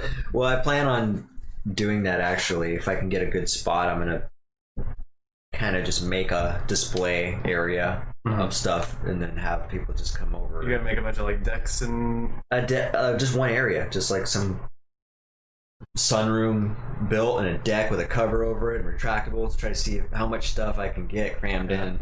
it's gonna cost you a lot of money though. Huh? Not as much as it does for the other people. I mean, I get contractor It costs you like 10 pricing. Depends on what I'm getting done. Yeah. Probably easily go more than that. Yeah. Yeah. But yeah, back to what we were saying. That's what you should do. You should get one of those a building where you can set a spot and just have that attached to the building and be like, Yeah, that'd be great. just have people show up and be like, this is the product. Yeah, exactly. That's the ideal situation. You could just go over components and see it in real time, you know? Yeah. But yeah, the other thing I was gonna say was I was watching a thing. Me and you were just talking about this downstairs when we were eating, actually, about dressing a little bit. Oh, right. Yeah, I actually watched something about Dan Locke. He was saying that there's like science proven that dressing up and looking nice actually helps with your confidence level too. Yeah. Yeah. Yeah, it totally does. It totally does. Because you put on a nice, whatever makes you feel good, and you're like, I feel good. You feel good, absolutely. Yeah. And I was like, that's true, man. I mean, I feel good when I dress normal too, but I don't know, man. It's something about putting on nice clothes, you're like, yeah. It's a status. It's a status level. It just raises it. It's like, it's funny because even in public, you know, just walk, like when I'm getting food and stuff, and just like I'm getting the fucking sirs and the nods, and I'm like, thank you, sir. It's like, whoa, dude, like, do I look that fucking cool now? Like, it's the suit, dude. It's, or not even a suit. It's just slacks and a shirt. But it's the fact that I put time into making myself look really nice. Yeah, I stopped getting the sirs. Wow, it's totally the way I dress now, though. Because I used to, you know, do my hair nicely, and, you know, I'd wear, like, Yeah. you know... That makes you feel good I'd about have, like, yourself. some nice dress shoes or something sometimes with, you know, my outfit or whatever. Yeah, so if you're not feeling good about yourself, dress yourself up, dude. Maybe you'll... I'm gonna dress up like that and go skateboarding. That'd be awesome, dude. But yeah, there's some science done on that. They were even talking about some kind of experiment they did in kind of like a really rough neighborhood. This guy went and gave a bunch of adolescent kids a bunch of suits. And they all started wearing it, and they kind of did a review on all of them and asked them how they felt. They all just felt like $1 million, I guess. Huh. Yeah. That's cool. I was like, just an outfit. Change your day. Yeah. Let's see. What did my grandpa say? He said, I call it dress for success. Your first impression is just that. Yeah, it's interesting. The dressing thing will make you feel better, but also people make an assumption about you split second. Absolutely. So. Absolutely, man. I mean, that was the first thing today the homeowner said. Just like, oh my God, you came dressed up. I was like, yeah. And I used to think, I kind of overthought it one time when I first got like my actual nice suit, my fitted suit with a tie and shit. I was doing appointments in that, and one of the ladies was like, this was like a couple years ago almost now, but she was like, oh my God, I feel like I'm underdressed. And she was looking at her own clothes and stuff, and I was like, ooh, maybe I shouldn't have wore a suit over here. It's better for them to be underdressed than you to be underdressed. Yeah. So. So, yeah, I let that one get to me though. I was like, maybe, I'll reel it back a little bit on the. Well, you're not wearing a full suit now. Exactly. So now it's just. it's like business casual. There we go. Yeah. It's not full on fucking success suit. I'm like going to the interview of my lifetime. You know, looking like Dan Pena going everywhere. Always wearing a fucking suit. It's a good feeling. I mean, I'm telling you, dude. I want the reason I was talking about the convincing and the confidence and all that stuff is because I think I think a lot of people's lives can change if they can focus on something that they're really confident about. You know what I mean? That way they can be convincing about that as well, if they're trying to be convincing about it, if that makes sense. Yeah. It's interesting is you always dress how you feel, right? Well, I guess but dressing differently than you feel can make you feel the way that you're dressed. Yeah. But I was thinking, like, you go through different stages of your life, you know what I mean? So, like, you used to be into, like, rap, right? And all this stuff, and you used to kind of dress with all these baggy clothing. And then you're a metalhead, and you wear all the metal stuff, and now you're a businessman, and you're wearing the business stuff, so... Oh, yeah. Yeah, using me as an example, exactly. I'm even more extreme, because I like rap and stuff, so I wore really baggy clothing. And then I went to the emo phase. Well, no, I went to skateboarding phase, and then I went to gothic phase, and then I went to emo phase. Then I went back to skateboarding, but it was kind of like skateboarding mixed with like rock. And I did that for a long time. Yeah. And then I did whatever the fuck. That's a part of finding yourself, man. And it's not even that. People change. Yeah. You get older. Yeah. You can find yourself that you're a different person at a certain age, you know what I mean? Mm-hmm. It doesn't have to, it's not like you're finding yourself for the rest of your life. Like, this is who I'm going to be the rest of my life. Like, nah, you can change, man. It's not that black and white mentality again. People can change over time. But, yeah, and a matter of fact, what's sad, I was thinking about this the other day. You know, I like to preach to my daughter a lot that she should always have a learning mentality until she's old, even until she dies. I always tell her the same thing about me, you know, like I'm gonna have a learning mentality until I'm an old man. There's not enough life for me to even absorb the amount of knowledge that I want in this world. And then it got me thinking even further. I'm like, it's kind of sad. We only live, what, on an average 60 to 80 years or something, it seems like nowadays. Yes, I think it's 75 is in the US is the average. The average is 80 in most first world countries. We're kind of like behind.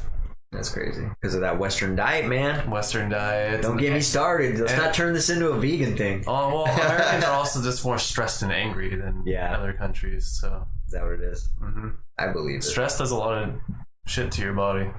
Like the hormones that cause stress do a lot of work on you. So I believe it, man.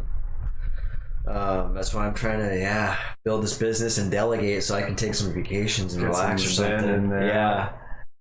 I'm due for it, man. I've been working my ass off. Where are you gonna go on vacation when you get a vacation? Like some kind of beach, Puerto Rico or Costa Rica or something. You're gonna go there. You're not gonna go to Hawaii.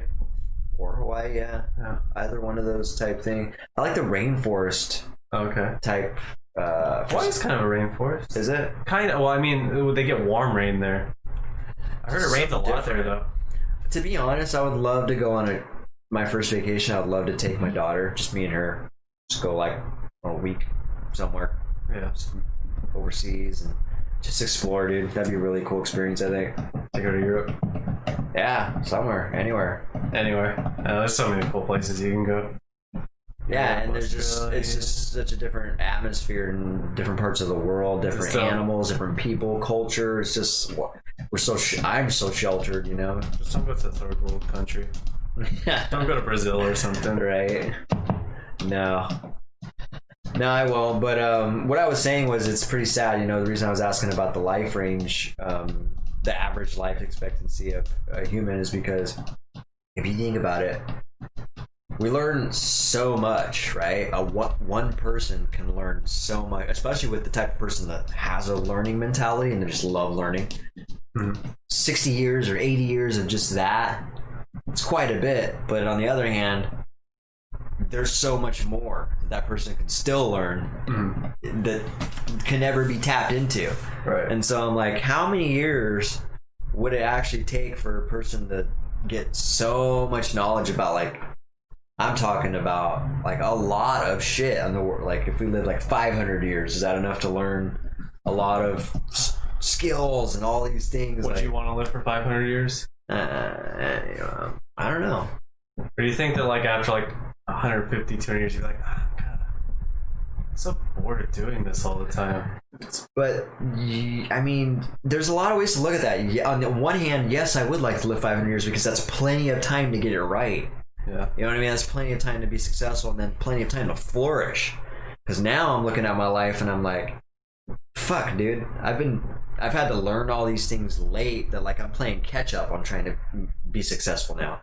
And so like by the time I actually do hit success, I might be 50, 60. You know what I mean? I'm already gonna be an old man. I think you'll be there at 40. And so what if we did live 500? Now I got all that extra, or 200 or whatever. You know what I mean? Now I got some life to actually enjoy that hard-earned, built, empire that I built or whatever. And I'm trying to establish. Right. But it's just interesting that there's just so much to learn, man. And it's sad that we only live such a small amount of time. So we really got to pick and choose where we want to donate what we're into. Yeah. It's kind of like our hobbies too. Like I'm into a lot of shit. Man. I'm into Preaching the basketball, art, music, the work. I'm like self-improvement. Like I'm all into, and it's hard to find time for. It's impossible. There's no way I could get into all this. I could if I could get into a lot of these things, I would. Like even the little things I don't have time for, like a drone, like flying the drone. Mm-hmm. Like if I wanted to and I had time, I would just totally get into drone flying and just be really good. Instead, I just use it as marketing and get into it the amount the amount that I'm allowed, really, because I don't have enough time for that shit. When I first had it, I had to fight to get drone flight time in to learn the basics and stuff. But there's people that, in order to be good at something, you got to be obsessed about it. Mm-hmm. You got to really absorb yourself in it. And when you like a lot of things, you can't do that. Yeah, I feel like that's me. I feel like I get pretty decent at things, but I never get like masterful at anything because I get so like, oh, I'm gonna go do that for a while now. I think I'm just gonna stick with what I like now, though. I think pretty easy. I can do music, art, and skateboarding. Just leave it there. Just leave it there. That's enough hobbies. That's just the American basics right there. American basics. Music, skateboard, art, yeah. Yeah, but those are fun. Those are fun and great, and it's like they're fulfilling. Dude, I feel so good after the last 2 days. Like, obviously my muscles are sore, but like, I forgot how much fun skateboarding is. But I also forgot how like rigorous it is, man. It's like hard exercises, like literally sweating hardcore both days. Yeah. So I got like that. You know when you're exercising regularly and you just feel better? Yeah. I get that, but I'm also skateboarding, and I'm just getting it from skateboarding. So it's like I don't know why it took me 10 years to remember that like my favorite form of exercise is skateboarding, you know? Nice. So yeah, it's weird how you fall out of things. How did you fall out of skateboarding? Kids. Yeah. Kids and relationships and music and just partying, really. All that together. It's like I don't got time for skateboarding. Yeah. It is an exercise, and it's a little more effort. Yeah, someone stole my skateboard, and I had kids, and so I was like, I didn't even have time to skateboard really, so I just like whatever, didn't buy anyone. Just wasn't on the priority list anymore. Yeah, and then years went on, and I did other things. You know what I mean? I just kind of forgot about it. And even like remember in March, Tim asked me to go skateboarding, and I told you about that. I was like, I'm not gonna go fucking skateboarding. And you're like, why not? I'm like, I don't know, because I'm too fucking old. So weird. Such a weird thought process. And you're like, I don't know about that. And then you got me thinking about it. I was like, well, wait. Am I too old? I guess I'm not.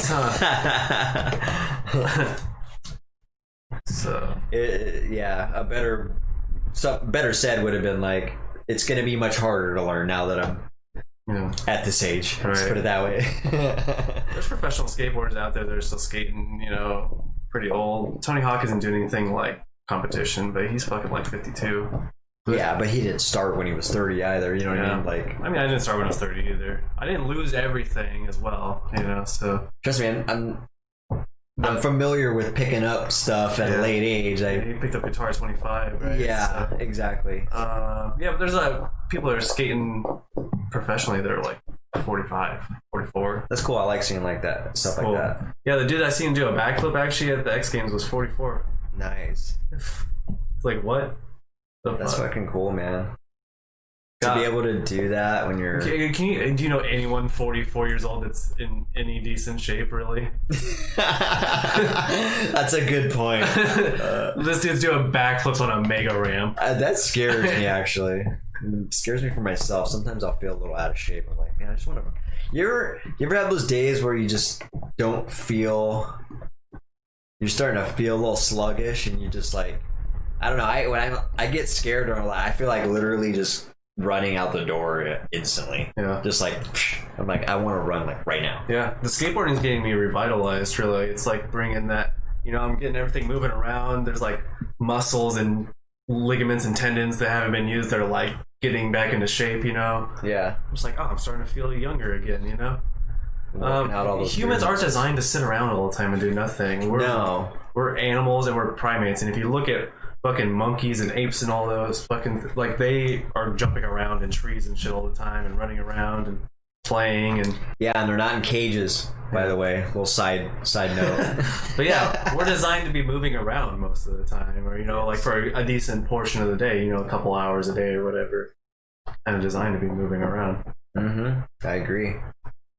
So we're designed to travel and, yeah, move around and... All that shit you said, man, I agree. Modern society is really fucked up. That's why this COVID-19 thing's been a struggle, man. It's been a struggle, but it's also been enlightening at the same time. Yeah, it has been. Not for everyone, but for us, it gives you, because it just kind of shines light on problems in society. And then you can kind of think of like, oh, okay, you can analyze it a little bit more.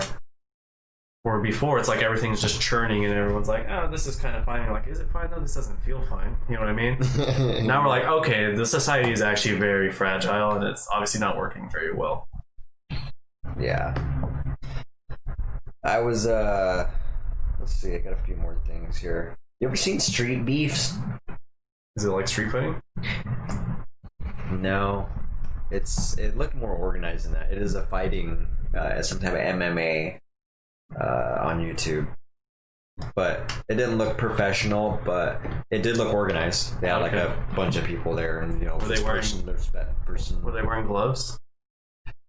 I can't remember. Maybe lightweight gloves. I'm not a fan of bare knuckle. It wasn't bare knuckle. I think it was UFC gloves. Dude. I think. Yeah.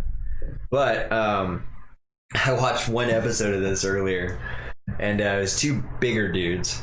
When I say bigger, they were both out of shape. Like fatter? Yeah. One of them was, I would call them fat, yeah. One of them was really fat. Probably like, I wouldn't be surprised if he was 300 pounds. It's probably 260. Between 260 and 300. Depending on his height. Yeah. And huge belly. And these dudes were like, I want to say they were geed up.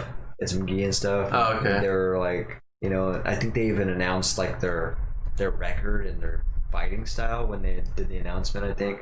So like I said, it was a little professional, low budget, semi-professional. Okay. And so he's like, this corner, this guy, and this was the 300-pound dude I'm talking about. And he's just like, yes, okay. Pans over to the other guy who's like 100 pounds lighter, who also had a belly. Like, yeah, okay. What was the weight classes? Yeah, I know. There was a mismatch, dude. When they go to fight, I was like, I didn't even know what to expect, to be honest, man.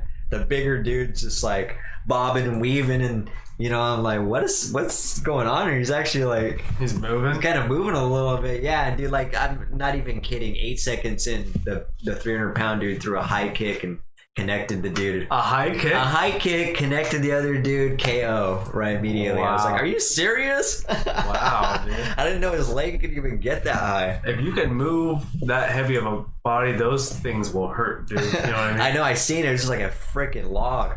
I was saying, there's so much weight behind that. Because he was like, he put his body into it too, and he did it perfect too. I was like, holy shit, I didn't even expect it. But it was entertaining. Yeah. I feel bad for the dude though. Both do. Like, people need to be more concerned with their health.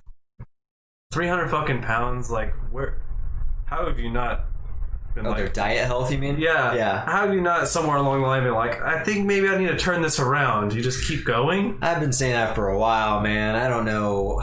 I mean, I got to 185 and I was like, okay, we gotta chill the fuck out, dude. I'm a skinny dude. I've always been skinny, and that's maybe why I feel like when I do feel a little bit sluggish, like I feel like maybe that's the start of getting fat, and I catch it. You're like, time to start running again. Or something, you know what I mean? Like that feeling is there, and so like you were eating like a pig, and you were like 145. is this the feeling that people ignore though? Like, is this? They just keep it going. Yeah, Yeah. I guess, yeah. I started feeling sluggish, but I kind of embraced it. I was getting like in food comas and shit, just drinking beers, you know. Embraced it. Yeah. Like, this is me. I was trying to like numb my pain, you know, to the world, you know. I was just like, whatever, dude. I'm just gonna eat food and drink beer because I like it. You're just drowning your sorrows in food. And I was beer. doing that, yeah. I'm playing video games and just like I didn't have to focus on nothing. I was just like, I just do what I like. You can't do that forever, though. Fuck the world. Pretty much. That was my mentality. I just didn't care about anything at the time. I was like, whatever. Yeah. Speaking of didn't care, I was thinking about this earlier today. Like being a kid and like your mentality as a kid versus now. It's like, I don't know if you've like observed your own mentality thinking about it now from when you were a kid until now, but it's a shame that like society and life just kind of chisels you know what I mean? Just kind of Takes away your... It takes away your ambition, it takes away your dreaming. Like when you're a kid you have all these dreams, like you know what I mean? Like it seems things seem more impossible the older you get. And so it's harder to dream. It's harder to execute things a little more. Like, kids just go for shit. You know what I mean? They just go for shit. They also don't, even when they're speaking, they'll go for it. They don't really filter much that comes out of their mouth. You know what I mean? I feel like I'm still kind of that way. But I know what you're saying. But I'm also kind of aware of it. And I'm like, I don't like society trying to get rid of some of my childlike features or like my teenage features. You know what I mean? Like, taking risk. That's something kids do. That is something that I have stopped. But that's an intelligence most people thing. have a hard time not conforming to. Yeah. Isn't that fucked up? That's weird. Because that's what one of the main things society preaches on doing is no risk. Like, be safe. Save your panties, you know what I mean? Like all this shit. Like life is safe. I'm just thinking more about physical safety. You're talking about it in general. Yeah, in general. Okay, not in general. Anything. But I'm thinking more about physical safety because kids will just like I was saying, like a skateboarder, you know, just like whatever, no helmet and shit like that. That too, yeah. Physical danger is what you're talking about. Yeah, absolutely. Kids will just fucking go for it. Absolutely. They're like, all right, let's go. I used to jump off cliffs all the time, dude. I used to think about shit I used to as a kid. I'm like, that was fucking nuts, dude. I don't know if I would do that. It's just the same now. I would, but I don't think I would. It's a little different. And I wonder if, you know, posturing masculinity has something to do with that too. Probably. You know I maybe, but also for me, it does. Kids like that adrenaline too. Absolutely. I remember being a kid, and I remember I was talking to Heather about this. We were like, me and Tim used to ride these bikes, and there's like this ditch right at Rainbow Lake. You know where Rainbow Lake's at? It's right down the road. It's right where that fork is before you go to Limerick. Mm-hmm. There was this fucking ditch that was like as deep as a table, maybe, but maybe a little bit deeper. But there was like right at the edge of the ditch was like this perfect slope, and it would go straight into the road. So we would ride our bikes full speed, hit that. I swear to God, dude, we'd go from like it's the left side of the road, so we'd go from the road over all the way to that white line where you're supposed to stop for the right lane. So we'd go across an entire lane and go like 7 feet in the air, like above your head. No helmet, just fucking going with a bike. Crazy. And that shit hurt too. So if you didn't because you have to land perfectly. Like you have to land with your back tire down and then put your front tire down so it disperses it. If you land flat, dude, that shit hurts. Going just that high. Pancake. Yeah, you're just putting a lot of pressure on, you know, getting all the impact at once and hurt your wrist and your ankles and shit. And it's like you could totally fuck up your tires. And also I was thinking like, dude, if we had fallen and hit our heads, we'd totally been fucking potatoes, man. Yeah, sounds like it, but it's a great example though. Like, you don't think about all that. You just take more risk when you're a kid. So, dude, when you're a kid, you're just like, dude, how massive air can we get, man? Yeah. It's always about pushing the limit. Yeah. And not really thinking about. You do maybe a little bit, but not even close as much. As an adult, you're like, let me go get some gear. How about we build a ramp that's safe for this, not on the road? It's kind of a good thing, when you're a kid, it's a good thing that it's good and bad, because you see, as you get older, you see people, you get familiar with death. Mm-hmm. You understand that people die, your body doesn't last forever. Then you get familiar with injuries, and you see with your own injuries, you get injured yourself, and then you see other people getting injured. And I think over time, that probably gets in your head too. Yeah. You know what I mean? Whereas you're a kid, you're naive to all that shit, and so it's all new, and you're just learning and discovering it all. So you're taking more people risk. Dying, that would never happen to me. That happens to other people. Yeah. So you're taking more risk. You know what I mean? It's just not. It's not in your chapter. You don't think that could happen to you. Yeah. So now I'm trying to like have fun like I did as a teenager, but not be stupid about it. You know? Yeah. What I mean? Yeah. Like I'm gonna skateboard. I'm gonna have some fun skateboarding, but I'm gonna get some protective gear and be smart about it. Mm-hmm. Still gonna have fun exercising, doing cool tricks and shit, but like I'm not gonna fall and break my fucking wrist unless I fall really fucking hard and break it while having a brace, which would be pretty hardcore of a fall, honestly. So. Yeah. Shit's. But yeah, society really fucks over. And that I think that's important, because that's what's gotten. It's half the reason why I think I'm having to relearn some stuff in my own life in the last few years, is because I've lost my childlike edge. Because I used to be a crazy kid, and I used to take a lot of risk. And then I didn't. I did the exact opposite. I didn't take any risk. I worked at the same job for 10 years. And then when I started taking risk again, that's when I started actually making moves. You channeled that risk into something else, though, now. It's not like physical crazy risk. You're taking... Yeah, but it is... financial risk. You're putting yourself out there. Yeah, it's... The risk, the risk looks different now as an adult. It's not... physical risk, which is all those really type of risk you can put yourself in as a kid. As a kid, what else are you gonna do? You're not gonna risk any finances, or you can risk embarrassing yourself, I guess, as a kid. Kids never do that, though. It's the funniest things. Yeah, kids will risk hurting themselves and potentially killing themselves with physical danger. Where you're like, go talk in front of your class. Kids are like, which is a type of embarrassment too, but they don't even think of it as that. It's just like you still get the street cred for being crazy, I think. Like, dude, what happened to your arm, man? Dude, I like fucking launched myself and I landed like this and it fucking snapped. Bro, like, dude, that's wicked, man. Can I sign your cast? Yeah, yeah, that was totally me, man. Like, I just loved. As a kid, I fed off people thinking I was crazy, which I was. Me too, man. Kids love that shit because kids want to be different and they want to be. They want to stand out. Yeah, they want to stand out. And, kids will even lie about shit, or they'll exaggerate shit to the extreme. You know what I mean? Yeah. Like, dude, I did like a quadruple kickflip. Like, no, you didn't. No, you did not. One time, man. It was in my yard, I swear. Right. Or the stories about famous people or whatever. Like, my dad brought home, like, Eddie Vedder one day, or, you know what I mean? Just... or me and Jamie were watching Fast and the Furious, and I was like, oh, dude, my dad has a Mitsubishi. Yeah, man, he street races sometimes. Not true at all. Who said that? I said that. Because I was like 11 or whatever. Nice. Making fucking stupid lies. It's like a real elaborate lie that you remember saying, too. That's so funny you remember that. Because I remembered him that haunted you. No, because it was like 2 years later or something. Or maybe it was like a year later. He was like...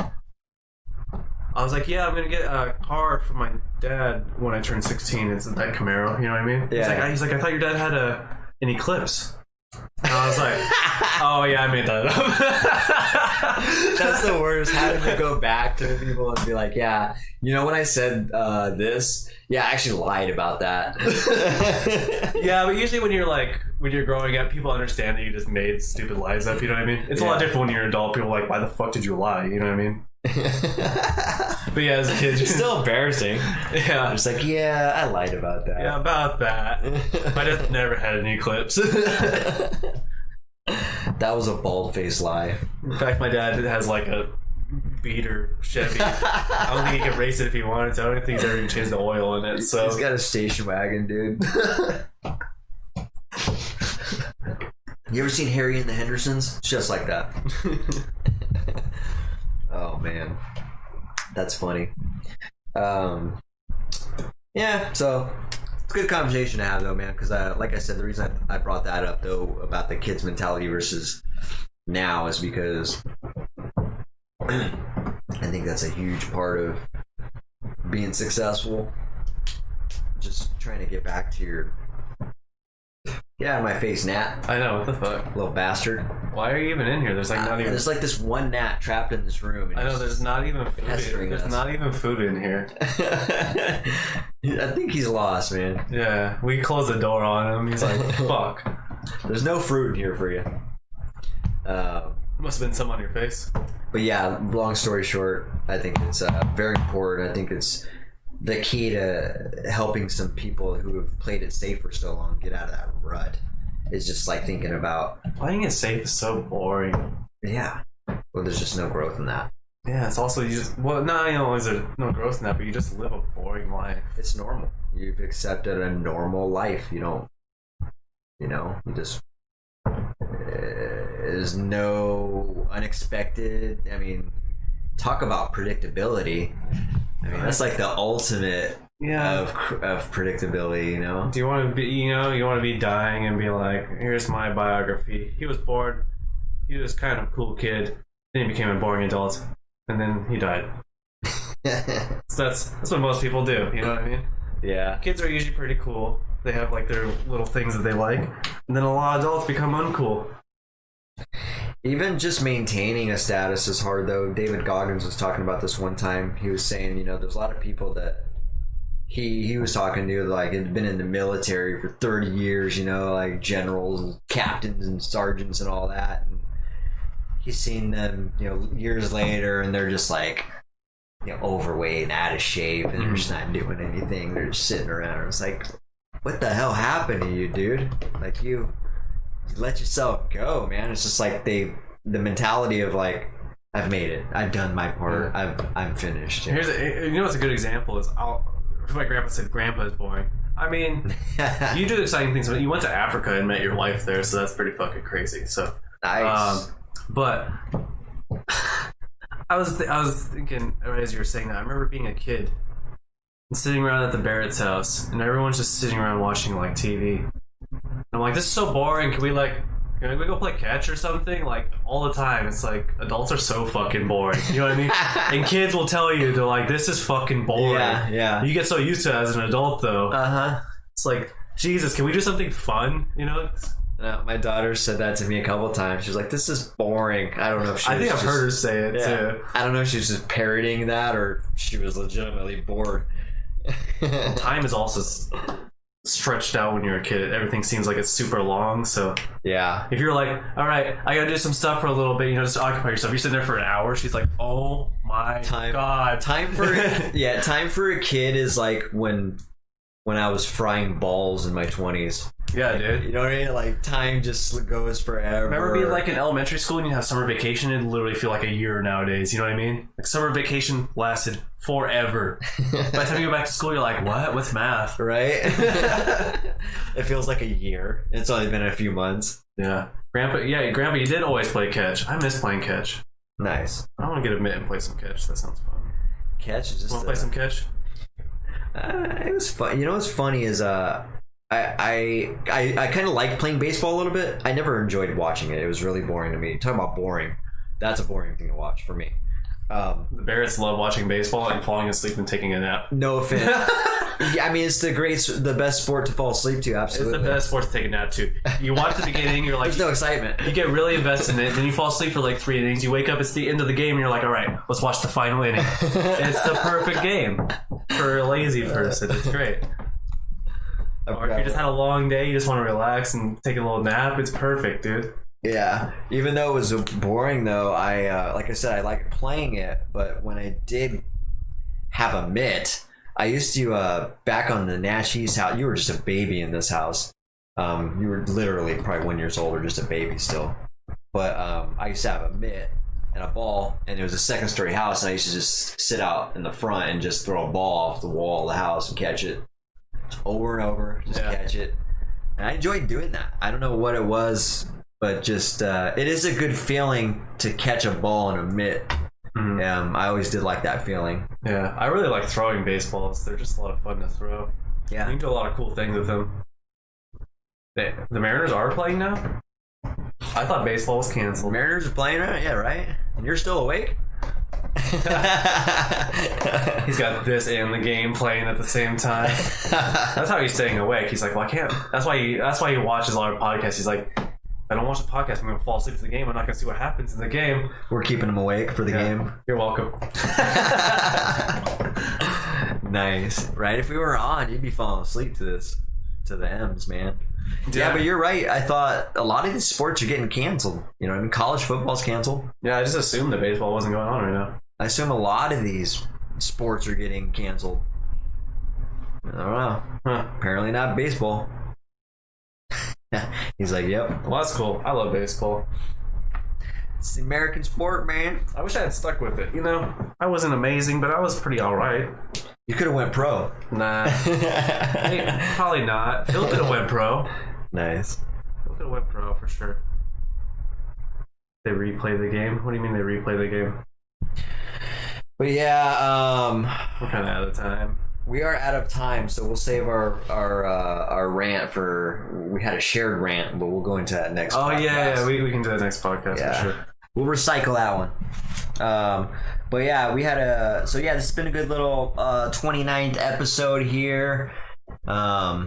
It's been good chatting. Thanks for joining, Jim, and anybody else who's been a part of this. I guess we're going to be here for episode 30 next Wednesday. Yeah. And so we shall see you guys here in a few days. And yeah, we'll have some more things to talk about and chat about. So we shall see you then. It's been a good episode. And I guess until then, keep it viral. Yeah, keep it contagious. Later.